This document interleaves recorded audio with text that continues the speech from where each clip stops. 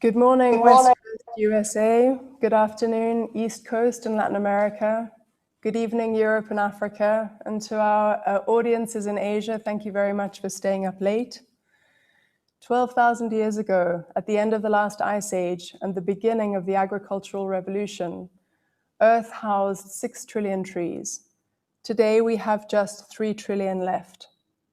At the same time, in the last few years, we've seen a growing number of companies interested in investing in forests. Today, we're going to be asking the question, what is the business case? And given the size of the challenge, what should we be mindful of as we seek to scale? Thank you for joining this version of the Sustainable Development Impact Summit session, focused on investing in forests, co-designed with Mastercard. I'm delighted to welcome Minister Lozano and our esteemed speakers on the panel and for our discussion afterwards. We'd like to make sure that this is an interactive conversation, and so you'll be able to join the conversation through our application Slido. Please feel free to either scan the QR code or to go to the session, to the link itself. And to ask your question, please be specific regarding the speaker that you'd like to ask your question to, and note that you're able to upvote the questions that you'd like to hear a response from our speakers. In the second half of the session, for all those who are dialed in via TopLink, we'll have some breakout groups and some instructions are being posted in the chat at the moment. In the studio with me today, I'd like to welcome Nicole Schwab, our co-director of the Forum's new platform for accelerating nature-based solutions. Nicole, what is the Forum doing to stimulate corporate investment and collaboration on forests? Thank you, Jill. Welcome to our participants and guests. In January this year in Davos, we launched 1T.org, the Forum's Trillion Trees platform, in collaboration with Salesforce, to serve the global community in our collective effort to conserve, restore, and grow 1 trillion trees over the next decade. This effort comes at a critical moment as the UN is about to launch the UN Decade for Ecosystem Restoration, recognizing the severe risks caused by nature loss and the need to act now. And it is therefore with great pleasure that we have been able to launch this platform. And one of the core components is to raise private sector ambition and engagement, and to offer a space where companies can come together and share best practices, but also access the latest standards and tools for what makes credible commitments and what are the best pathways for science-based implementation of such commitments towards forest conservation and restoration. A few weeks ago, we launched the US chapter of 1T.org in collaboration with American Forests. And on that launch already, we had 855 million trees pledged to be conserved or restored. This is the beginning of what we hope will be a journey towards trillion trees and is a testament of what is possible, but most of all, what is needed. Thanks, Nicole. What does the Forum aim to achieve with this new platform that has been launched? So as we are facing this dual crisis of climate change, but also nature loss and rapid degradation of our ecosystems with severe consequences for our livelihoods and economies, nature-based solutions offer a critical pathway and strategy to address these challenges. And that's why, in addition to 1T.org, with this platform, the World Economic Forum seeks to raise attention and awareness on action on nature-based solutions, make sure that we not only look at conservation and restoration of our forests, but also how we can halt commodity-driven deforestation with the Tropical Forest Alliance, work on how to ensure that carbon finance delivers nature-positive outcomes, and then establish the roadmaps for industry transitions from what today are mostly nature-depleting economies to a situation where we can build and establish nature-positive economies and regenerate our ecosystems. So that's really our vision, and that's how 1T.org fits into this broader picture of engaging the private sector and other stakeholders in transitioning us towards a nature-positive economy. Thanks very much, Nicole. We're going to move to the panel section of this conversation. Peter Manang, fantastic to have you here with us. You're the principal scientist from the World Agroforestry Center based in Nairobi. And I'd love to hear, in your view, what is driving this increased company interest in investing in forests? Thanks, Jill. Thanks, everyone. Good afternoon, good morning, good evening to everyone.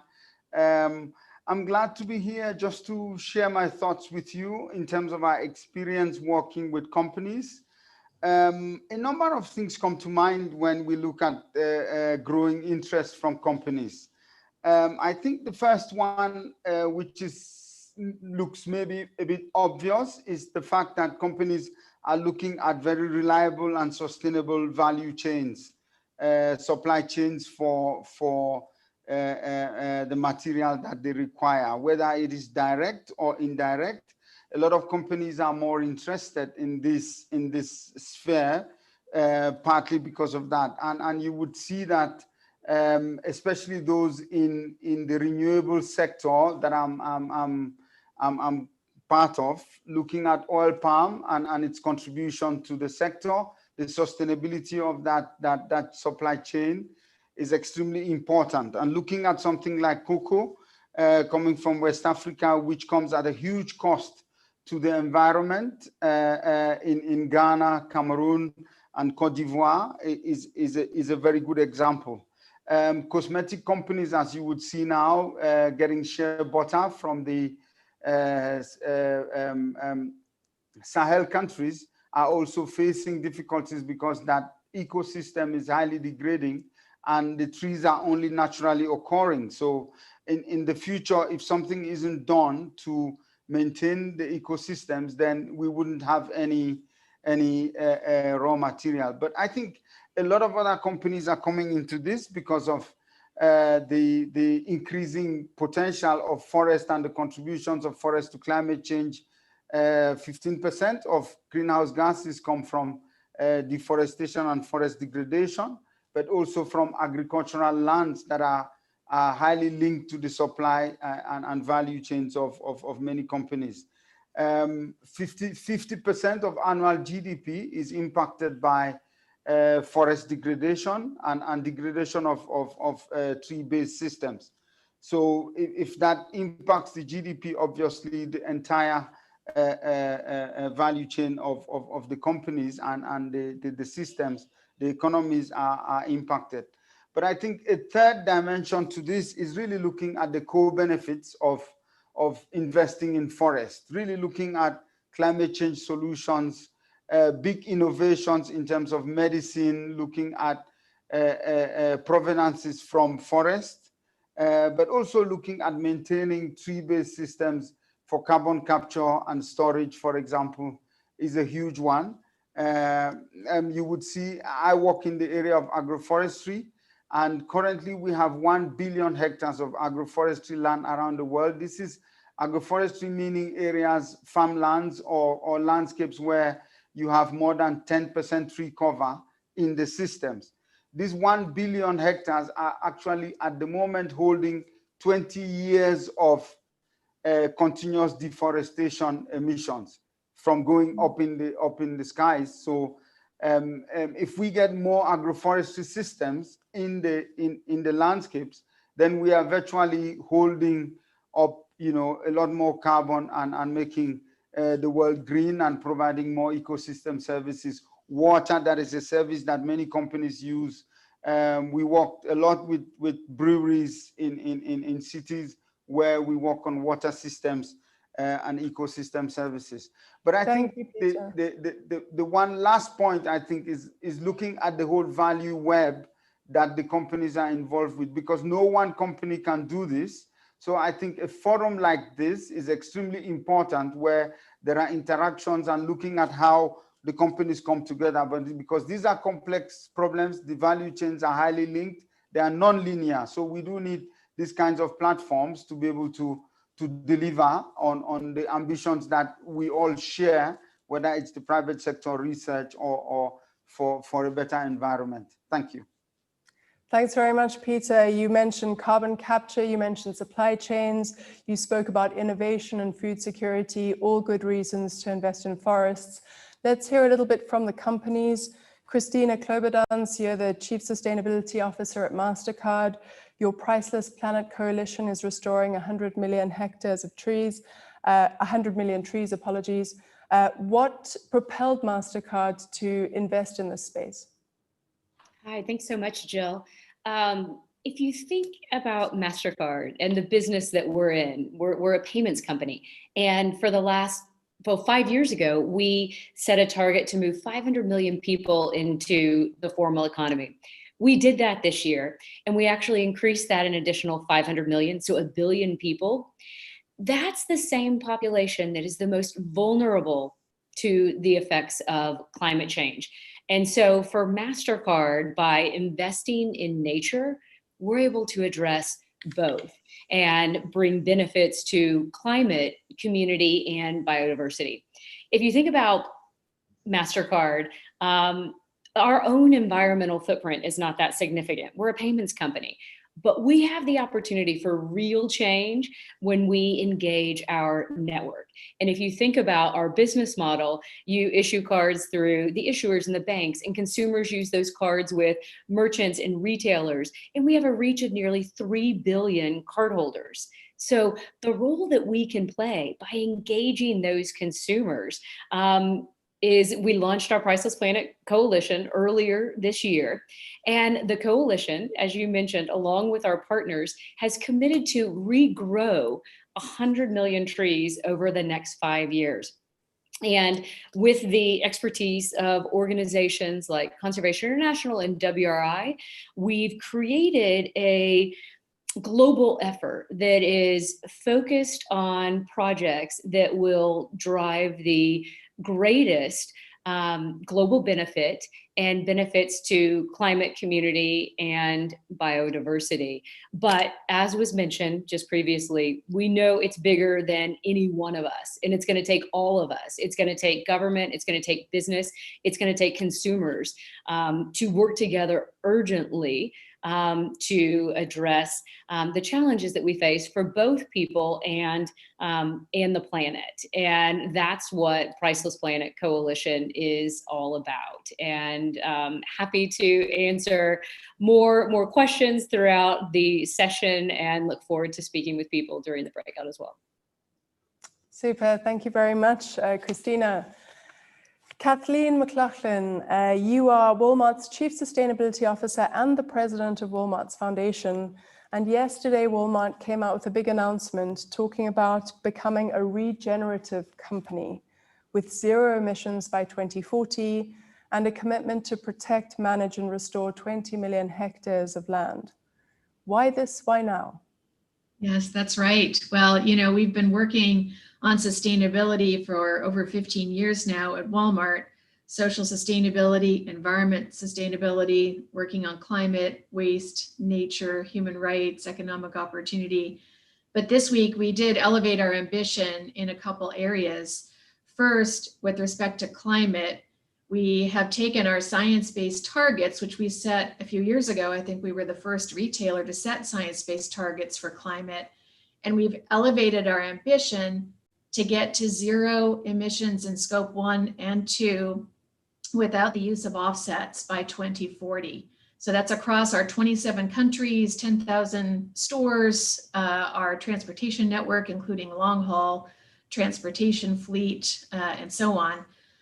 And so that's part of it. Second, we're recommitting and doubling down on Project Gigaton, which is our effort in scope 3 to transform product supply chains. And that includes forest products, as well as products that come from oceans and are sourced back to agricultural lands, to grasslands, to decarbonize those supply chains. Our target is 1 billion metric tons by 2030, working with suppliers across those supply chains.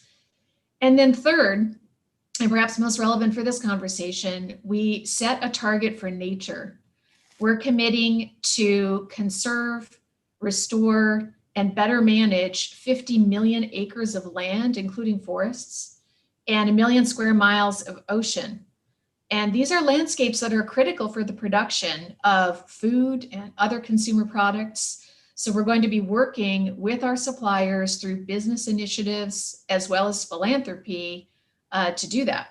And so it'll be a combination of improving standards for sourcing, working at landscape level in jurisdiction projects with people to change the way landscapes get managed, and also making investments in enabling factors, things like traceability or transparency tools, capacity to organize these kinds of initiatives. So that's what we're committing to do. And really, ultimately, our goal is to change the way that consumer products and retail as an industry work. We want to work in harmony with nature for the benefit of people. And it's what we mean by talking about becoming a regenerative company. We'd like the whole industry to take a regenerative approach. Thanks very much, Kathleen. Very inspiring to see the work that you're doing and to see the way in which Walmart is breaking new boundaries in this domain. Ralph Fitzner, you are the global lead on sustainability for the Volkswagen Group. Thank you very much for joining us here today. Volkswagen's put a very big focus on conservation in your work related to forests, and I'd like to understand why that made good business sense for you. Yeah, thank you, Jill. Good evening, good morning, good afternoon to everyone. Let me put that commitment on conservation also into context, because a bit other than, let's say, financial services companies such as Mastercard, the carbon footprint of Volkswagen really matters, especially if you take scope 1, 2, and 3 into account.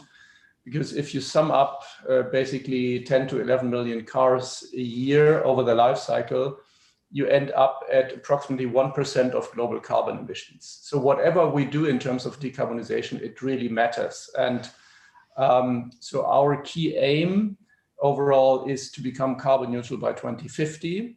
And we also set interim targets, first for 2025, reducing the carbon footprint of our life cycle of the passenger cars by 30% versus 2015. And this also includes a certain amount of CO2 compensation. And we furthermore just have released today the approval of our science-based targets. So we happy to announce this basically first time to the public, that we got that approval as well for well below 2 degrees pathway. And what's important to us in also having the diesel scandal and as a background, credibility matters. And it's absolutely essential for us to be credible in everything what we do. And therefore we defined a hierarchy of reduction measures. So starting first with reducing emissions by improving energy efficiency in manufacturing, for example, same as within our supply chain. Second, then rolling out renewable energies. And thirdly, this is basically the last but not least measure, compensate a certain amount of non-avoidable carbon emissions. And in this context, we also just launched the ID.3 as a first carbon neutral car handed over to the customer, powered by green electricity in manufacturing, also from our battery manufacturers. But we believe it's important for our customers that there are really opportunities and options for carbon-free or carbon-neutral individual mobility. Therefore, we hand this over to our customers, and here comes the conversation into play, the conservation of forests, because first thing is, I mean, it's significance in size, what we have to do and what we have in our plan. We also love planting trees and have a lot of corporate citizenship activities and planted, I think, 2.5 million trees over the last years in different areas of the world. So that's happening as well. But for the decarbonization program, one important cornerstone is to scale and to create an impact. And therefore, we believe forest conservation of endangered forest, protecting biodiversity, natural heritage is the effective and efficient way. And therefore, we have a strong focus on these types of projects. Thanks very much, Ralph. I'd like to go back to Kathleen, because it's really interesting that you have both a business hat within Walmart as well as a philanthropic hat. And I'd really love to understand what, in your view, is the business case for investing in forests, and how did you make that case to Walmart within the business? Well, what's become clear through the work of many scientists and others is what is happening on our planet with respect to climate, and ecosystems. And it's clear that as a society, we are now exceeding the boundaries of the planet.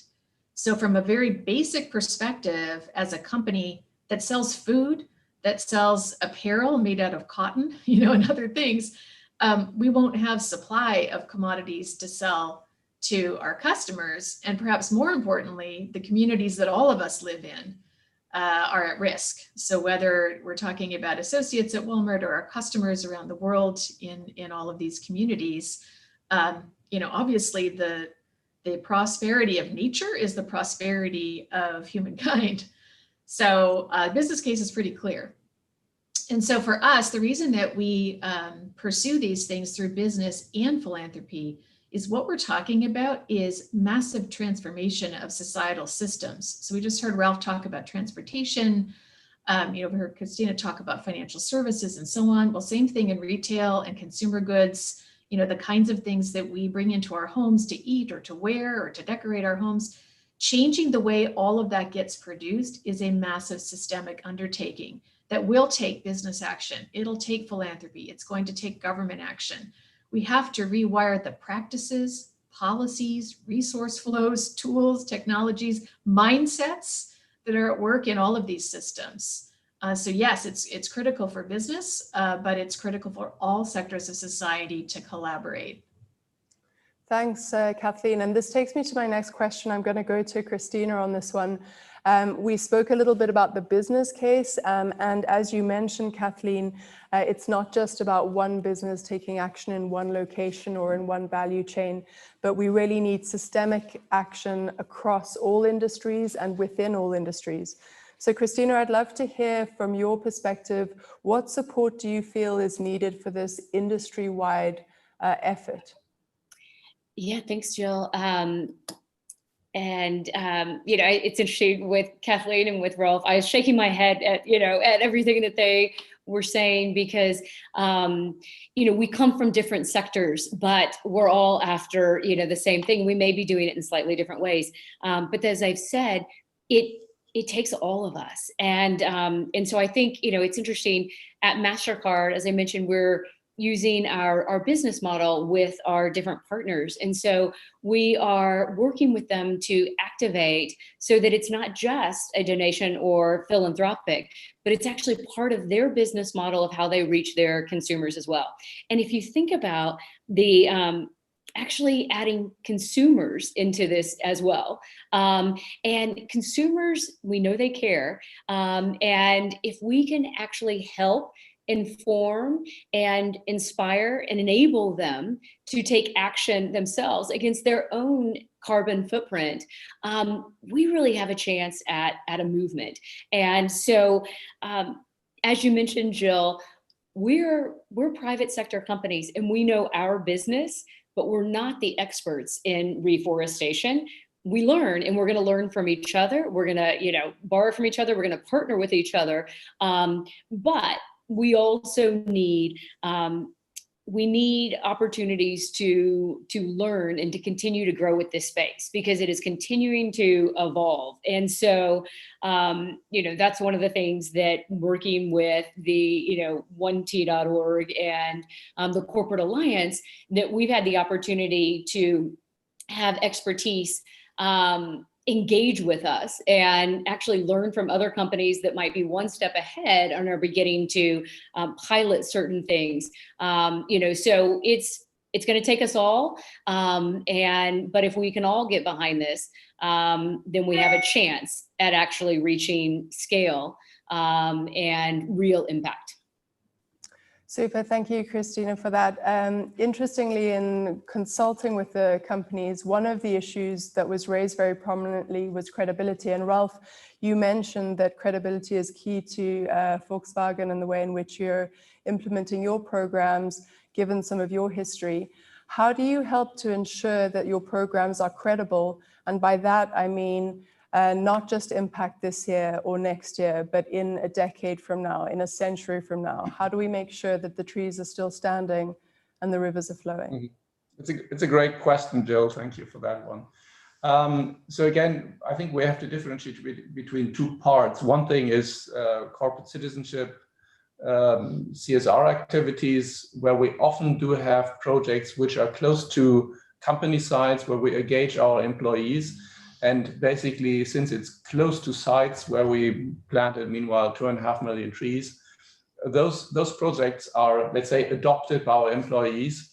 And there's also close monitoring by the people who engage in this. So that's basically the credibility side, that people nearby take care of this.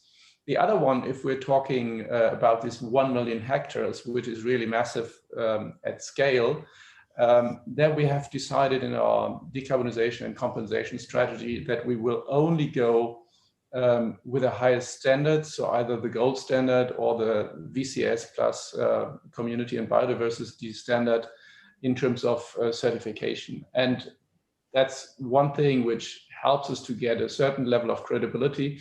The other thing is that we also carefully choose our partners whom we work with, and going forward, we also intend to really set up our own project. So it goes way beyond simply, let's say, buying some RED Plus credits somewhere on the market and then you post on your website, we've compensated something, but we're really going deeper into that. We've selected the countries which we are working with, where we have a footprint, where we have operations, so that also these projects, despite they will be most likely in the tropical area, which are the most productive ones, they are again closely tied to our business in that country.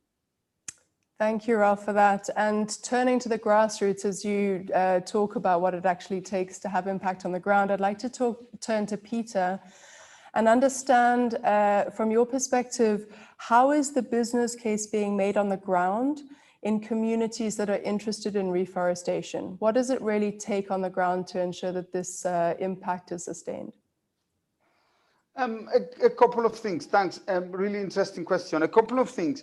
I think the first point, I think, is really to make sure that the whole reforestation, restoration, forest investments are linked to local jobs. Working with ecopreneurs, local businesses. So making sure that the whole small and medium-sized enterprises linked to sustainable forest management, sustainable tree planting is a big part of the business, because without that, there is no commitment. I think a second thing is to really make sure that we are not only investing in the trees, because if you look at the history, we've planted so many more trees that we wouldn't be at the point of planting trees anymore if we were only looking at what we've done so far.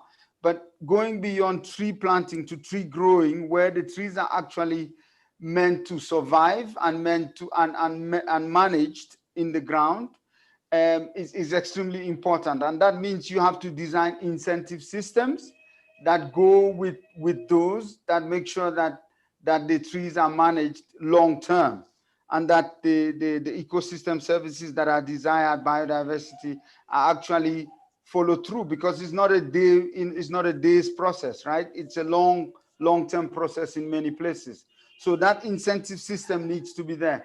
And that means in many cases where we have experiences across Africa, Latin America, and Asia, there is a big missing middle problem that needs to be addressed. And what do I mean by that? I mean, you have, on the one hand, the companies and the investors with the goodwill up there, and you have the ground where the people can walk, but that middle level capacity at local level that understands the local dynamics, especially the tenure issues that relate to trees, because land ownership, tree ownership is a big issue. And if you don't have people who understand that, working with you and having the capacity to follow through, then that doesn't really work. I'll stop there. But those are sort of like really some key and major things that would enable things happen on the ground. Thanks, Peter. Very interesting to hear your remarks there. And this takes us then naturally to our next question, and some questions that we're already being asked through Slido related to some of the criticisms that we've seen on tree planting initiatives. And I'd like to turn to Nicole for this one. on the one hand, critics are saying, companies should be focused purely on emissions abatement. That's where the attention is needed now. On the other hand, they say, this is not so easy to do.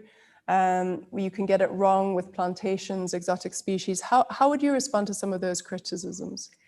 Thank you, Jill. I think what's very important is that we get away from this either-or mentality, because it's really not helpful. It's absolutely clear that we need to decarbonize our economies. And it's also very clear that we need to protect the ecosystems that are still intact, our old growth forests, and we need to restore degraded ecosystems. So it's not an either-or, it's a both and, both for climate reasons and for biodiversity reasons. So that's the first point. Second, as Peter just made very clear, it's not just about planting. So of course the criticisms around, just planting trees are valid. It's about making sure that these trees are nurtured and have the capacity to grow until maturity. So that's the second point, I would say. And finally, of course, it's not about any tree anywhere. It's about the right tree species in the right place, in the right context. It is complex, but there are sufficient examples that show us that it's possible. And as we've heard from the three companies here on the panel, it is a both and approach. And I think we also need to stay away from this simplicity and embrace the complexity and see the solutions that show that it is possible. Thanks very much, Nicole. Appreciate that.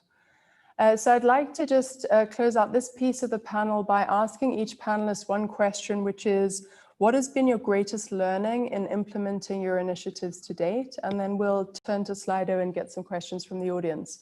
So perhaps first we'll kick it off with Christina from Mastercard.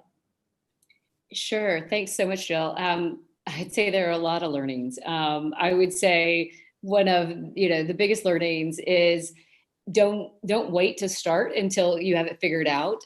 Start and set a big goal, and and then you learn. I think it's also one of the things that I found is that people, when you talk about the criticisms, people typically think of nature as the victim and not necessarily the solution. And so one of the things we're hoping is that through the Priceless Planet Coalition and demonstrating restoration at scale, that we can hopefully change that, and that nature is seen as the solution, and therefore more investment will in turn come. But Nicole just hit on it, and also learning that it's not about planting a tree, it's about regrowing forests. And so with that, it's science matters. Science matters, and it's going to be really important that there's transparency in investments as well as impacts. And if we have that, then I think we have a solid chance. But yeah, I guess the biggest learning, to sum it all up, is to get started, because there's no time. There's no time to stop and wait. We need to go. Thanks very much, Christina. Can I turn to Rolf to give your response to the question of your greatest learning in the process of implementing your programs? Yeah, happy to do so. And I would slightly like to rephrase what we just heard in terms of start and learn, because I'm fully with you if it comes to basically planting trees in areas where you have access and where you already know what's going on in the context. But the other thing I would like to mention here, and this is also one of our learnings, the situation, especially if you want to protect forest at scale, it's quite complex, and you have to be mindful to think before you act, and not to do things without knowing the circumstances, knowing who owns the land, who has ownership rights, especially if we go to tropical areas. You don't have these typical recordings like in Western European countries in terms of land ownership. So you have to do a very careful due diligence. You have to do the stakeholder involvement on the ground. Otherwise, you would easily run into risks of violating principles of indigenous people, of running into reputational issues. So that's why we also have chosen to partner with an experienced project developer, because otherwise, if you are too fast, and on the other hand, I'm fully with you that we have to act fast, you have to be mindful about the risks. And this is one of our learnings. Hey, Thanks, Jill, Rolf.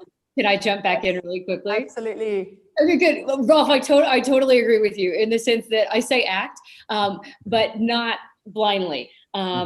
You have to act with, and that's why partnering, I think, with credible organizations that have the experience, that have the credibility and the reputation and the science-based approach. You know, that I mean, as a business, learn from those organizations. By all means, yeah. Don't just run. I'm with you.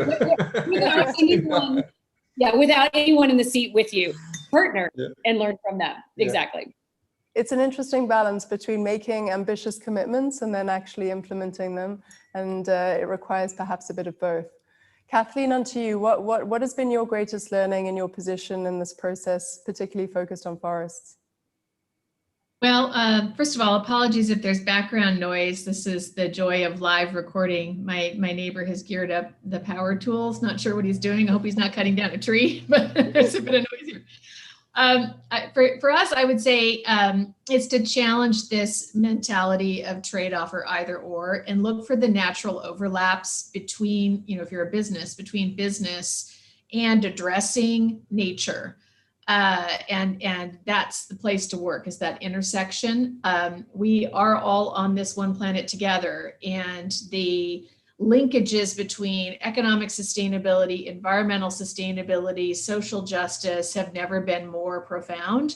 So working at that intersection and then translating the nature goals into practical actions that a business can take in concert with civil society, governments, local communities, and so on, and applying the same innovation approaches, problem solving that you would bring to any kind of complex scientific problem or business problem to figure that out. That's how we're able to make progress. Thanks very much. Finally to Peter, any thoughts from your end, particularly on something that you've learned in the process of working on forests? I think a key thing for me would be to embrace complexity and deal with it, you know, because there's no way it's not a simple problem. It's very complex, and it does need many hands on deck and many brains thinking differently. So that's really, and applying some evidence-based approaches, basically. Thanks, Peter. Peter, I'd like to stay with you for a moment because we have a question from the audience here about how can we incentivize tree planting? What's the case that can be made here? And any thoughts that you have on that? We've been working on a number of incentives. So there's a suite of incentives that we do apply. Of course, there's financial incentives, but there's also at the same time, you apply financial incentives, more policy incentives, but you do have to come in with some rules as well, and be able to apply disincentives as well.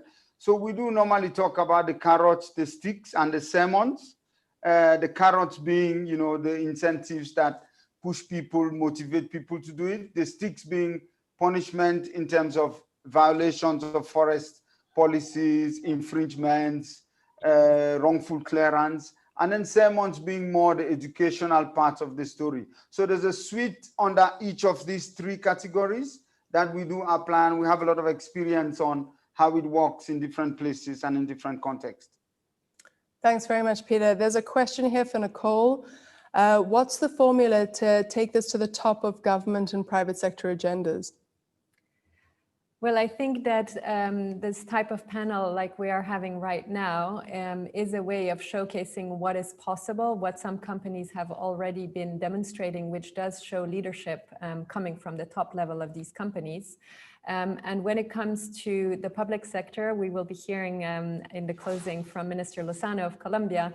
The president of Colombia also supported the launch of 1T.org. And we really see this very much as a public-private partnership. I mean, obviously multi-stakeholder, but the way we are working with 1T.org is from the beginning to engage the private sector at the highest level and the governments so that this effort can really bring all the different parties along, as we've heard from some of our panelists that this is really what is needed.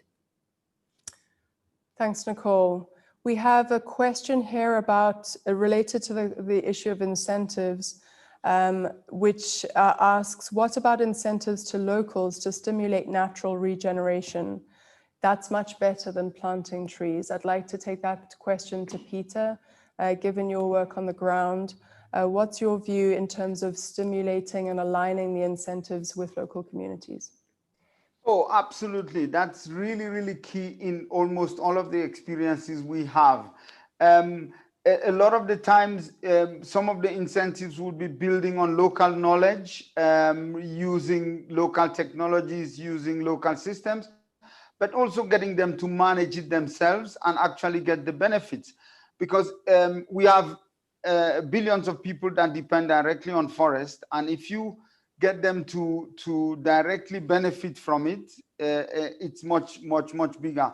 Sometimes there are financial incentives, but there is a risk with that it tends to crowd out other motivational incentives that are more intrinsic. So you do need to look at the context carefully, but local incentives are really the best way to go in most contexts.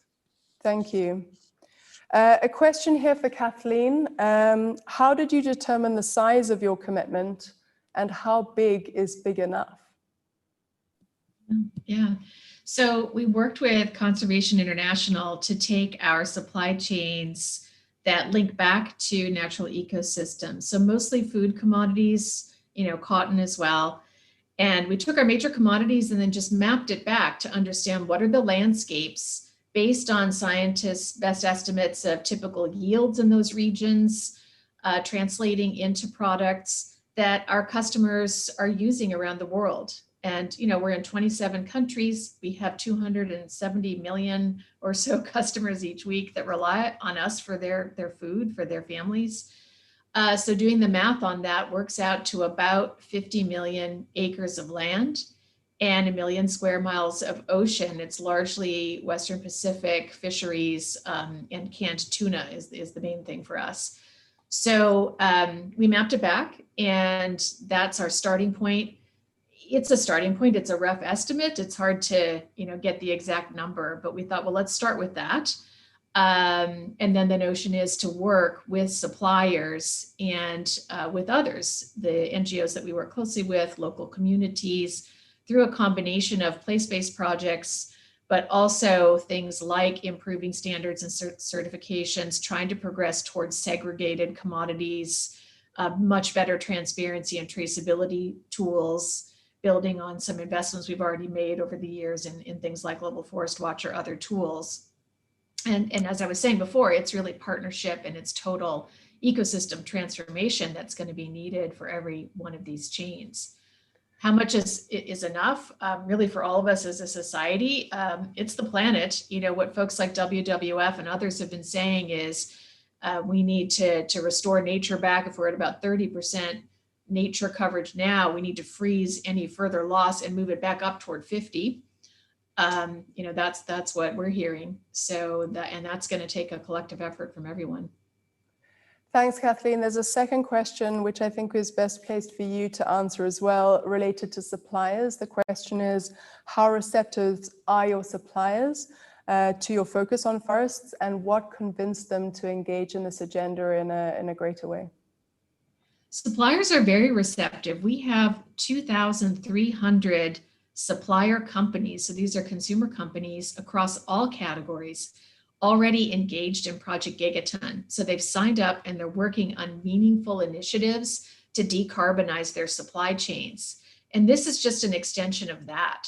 What they tell us is they're hearing from their own customers, their own employees, their own communities about the urgency that we face, both with respect to climate and natural ecosystems. And so it's in their interests for their own stakeholders to pursue this. They say that they actually appreciate having a customer like us ask them to participate, because it gives them a reason to turn within their own leadership teams and say, listen, Walmart's asking us to do this, how about we join in? Gives them a reason, if there isn't alignment about pursuing this, to do it, and also support on building out capabilities. So we work with NGOs, we work with suppliers to help people who might need support to figure out what to do to go faster on some of these things and connect the dots. And I have to say, the suppliers, many companies are in the lead on this already. You know, there are a number of folks. You can look at Danone, Unilever, for example, Mars. A number of companies are already out there at the forefront doing really creative work around nature. And so there's already an ecosystem building. One Planet Business for Biodiversity is another example of a consortium of consumer companies that have started down this path. And we hope just to bring everybody along to make it accessible for all companies, regardless of what size you are, to just build this into how you do business. Thanks very much. A question for Peter Menang here, likely from one of our young audience members, likely a global shaper. They ask, how can grassroots organizations, including global shapers, help companies and NGOs reach their objectives faster? I mean, local organizations are really what I was calling the missing middle, because we do need a critical mass of this group of people who understand the local complexities, who understand the tenure dynamics on the ground, who can sort of manage the incentive schemes at the local level, who can actually be sort of middle people in terms of conveying more complex knowledge to the local level, work on trainings. That's our experience in terms of looking at how local organizations and young institutions can do this. I mean, but there is a lot of capacity building that is required, and there is some homework to do that we do need to together build on to enable them to do that. But there is a lot of scope, and we can actually further develop that. Thanks very much, Peter. Final question, and I'm going to pose this to Ralph. How do you decide where in the world to invest, and how do you find your partners?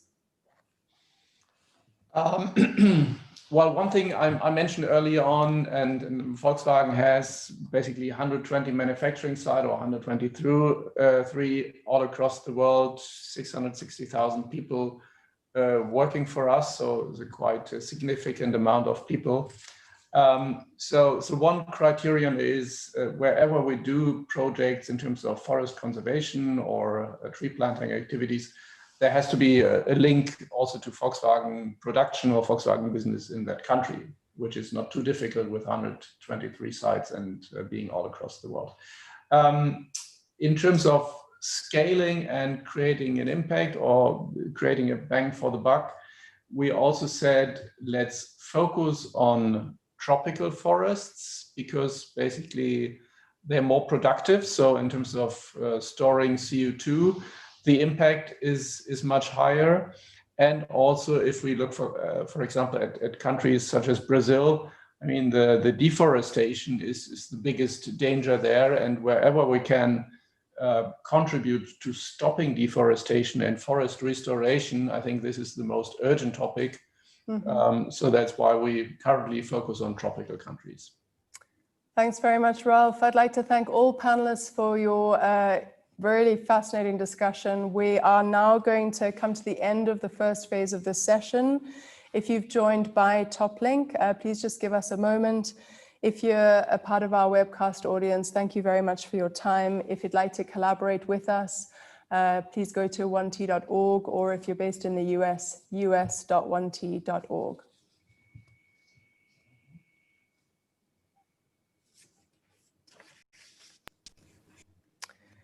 We're now going to